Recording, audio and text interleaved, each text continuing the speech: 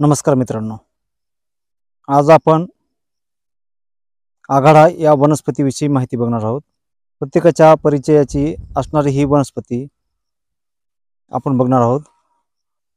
हा जो माझ्या हातामध्ये दिसत आहे तो आघाडा ही वनस्पती आहे. याला असे तुरे आलेले असतात. आपण बांधावर वगैरे शेताच्या चालत असताना तर याला धक्का लागला तर असं हे आपल्या शरीरात घुसतंय किंवा असं कपड्याला वगैरे जर लागलं तर हे कपड्याला चिटकून बसते त्याची बी. हे सहजासहजी या तुऱ्यामुळे हे आपल्याला वनस्पती ही ओळखता येते. याचे जे पानं असतात हे पाठीमधल्या बाजूनं असे पांढरट असतात. थोडंसं पांढरट असतं याचं पान, हे दिसत असेल इथं. आणि समोरून हिरवा रंग असतो आणि याला नंतर असे तुरे येतात. यामुळे ही वनस्पती आपल्याला सहजासहजी ओळखता येते. हे बघा इथं आपल्याला हे तुरे दिसत असतील असे, आणि पाठीमागल्या बाजूनं असं पांढरट रंगाचं पान आहे याचं. याचा औषधी उपयोग म्हणजे जर आपली दाढ दुखत असेल तर काय करायचं, याचं जे पान आहे या पानाचा रस काढायचा आणि आपल्या दाढेला लावायचा. त्यामुळे दाढदुखी आपली थांबते. तसंच याचा आणखीन उपयोग म्हणजे याचं जे मूळ आहे, हे मूळ इथं याचं मूळ काढून जर आपल्याला विंचू वगैरे चावला असेल तर त्याचं मूळ उघडून लावायचं. त्यामुळे ते विषाची दाहकता असते ते कमी होते.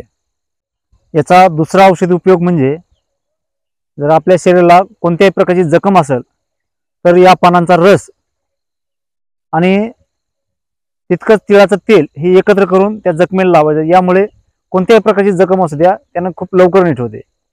ज्याला रातांधळेपणा असतो म्हणजे त्याला या झाडाची मुळी त्याचा रस हे 2 चमचे घ्यायचा जेवण केल्यानंतर. त्यामुळे तो आजार हा नाहीसा होईल. तसेच कावीळीवर काय करायचं, या पानांचा रस हे 2 चमचे हे घ्यायचा 7 दिवस. त्यामुळे आपली कावीळ नाहीशी होण्यास मदत होईल. आघाडा ही वनस्पती उष्ण, क्रांतिकारक, पाचक व अग्निदीपक आहे. तसेच आघाडा या वनस्पतीचे औषधी उपयोग बरेच आहेत. त्यातच एक सांगता येईल की आपल्या गालावर जसे वांग असतात तर हे वांग जाण्यासाठी काय करायचं, या आघाड्याच्या बियांची राख ही गोमूत्रात वाटून संध्याकाळी झोपताना अशी साधारण 14-15 दिवस दररोज संध्याकाळी लावायचे आहे. यामुळे हे आपले जे गालावर वांग आहेत ते नक्कीच जातात. याचा आणखीन एक उपयोग म्हणजे आपल्या शरीरावर जे कुठल्याही प्रकारची जर एखादी सूज असेल तर त्या सुजेवर याचा उपयोग असा होतो की या आघाडीची राख आणि गोमूत्र एकत्र घोटून लावायचं. त्यामुळे आलेली सूज ही नक्कीच जाते. याचा आणखीन दुसरा उपयोग म्हणजे गंडमाळा जे असतात त्यासाठी काय करायचं, या आघाडीची राख एक गुळात घोटून लावायची. ही 1 महिना लावायची साधारण. याप्रमाणे आघाडा या वनस्पतीचे भरपूर असे औषधी उपयोग आहेत.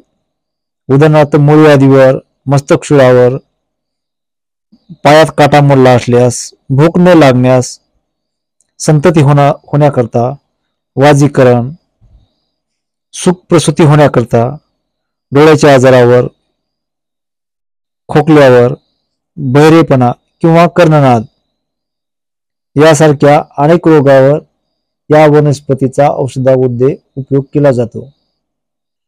तर ही माहिती कशी वाटली नक्की कमेंट करून सांगा. आपल्या चॅनलला सबस्क्राईब करा, एक लाईक नक्की करा. धन्यवाद.